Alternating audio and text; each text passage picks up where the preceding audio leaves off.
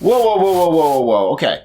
So how old was Rebekah when Isaac married her? This comment comes up every time I point out the simple fact that, according to Islamic sources, Muhammad, a 53-year-old man, played hide-the-womb broom with his 9-year-old child bride, Aisha, who was prepubescent at the time. This is the point where Muslims come in and make the claim that Rebekah was 3 years old when Isaac married her.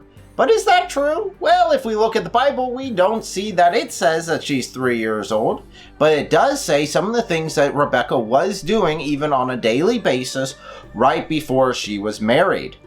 Let's see if those are things that a 3-year-old could do. Let's read.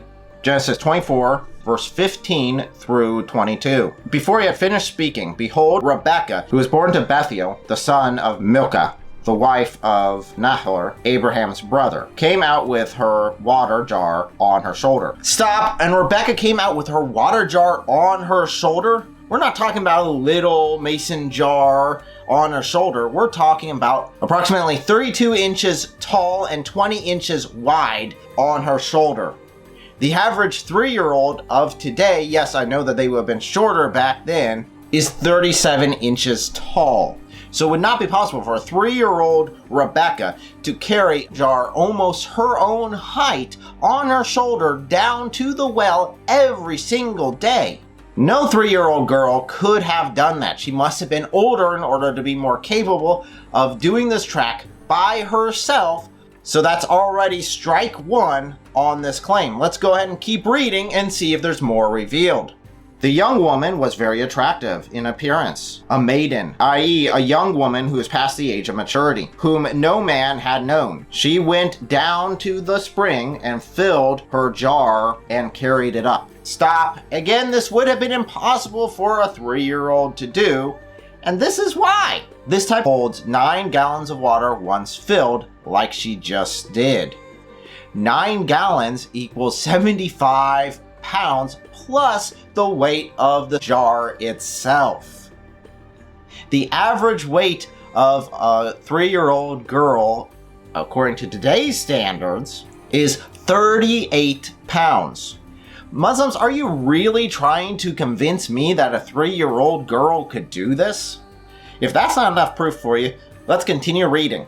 Then the servant ran to meet her. So there's a distance between where the well is and where the servant was standing with his camels, and said, "Please give me a little water to drink from your jar." She said, "Drink, my lord." And she quickly let down her jar upon her hand and gave him a drink. When she had finished giving him a drink, she said, "I will draw water for your camels also, until they have finished drinking." So she quickly emptied her jar into the trough and ran again to the well to draw water. And she drew for all his camels. The man gazed at her in silence, i.e. not helping her do this, to learn whether the Lord had prospered his journey or not, when the camels had finished drinking. So how many gallons of water did this girl need to give these camels in order for them to finish drinking? Well, there are 10 camels, and each camel drinks 30 gallons at a given time, so that would be 300 gallons of water needed. So every time she makes a trip running back to the well, filling up her water and coming back, that's 9 gallons, so she would have to make 34 trips in order to fill the requirement for these camels. That is over 2,500 pounds of water given to these camels in order to satisfy them all. And then she would still have to go back, fill it up, and take her water to her family. Man, she's a hard worker. Wow, for this random individual that she ran across, she was willing to do all of this work. But unfortunately for this argument, this would have been impossible for a 3-year-old girl to have done. So this is 3 strikes against this claim, and all we had to do is simply read the text. So any Muslim who makes this claim is either incredibly ignorant or a dishonorable liar. Muslims, when your best dawah arguments have all gone in the bin, not even the recycle bin. You can't even recycle it, it's gone to the waste, like poo. It's gone. And are shown as nothing but lies, you should realize that you are not on the side of truth.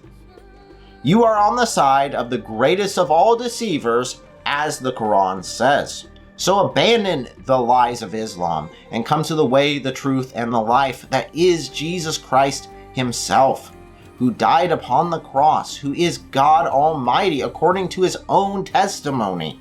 And come to a full life in him, knowing your value and your worth through his eyes, that you are his masterpiece, that he loves so much that he would take on your own penalty for sin just for the opportunity to get to know you. That is my heartfelt plea for you.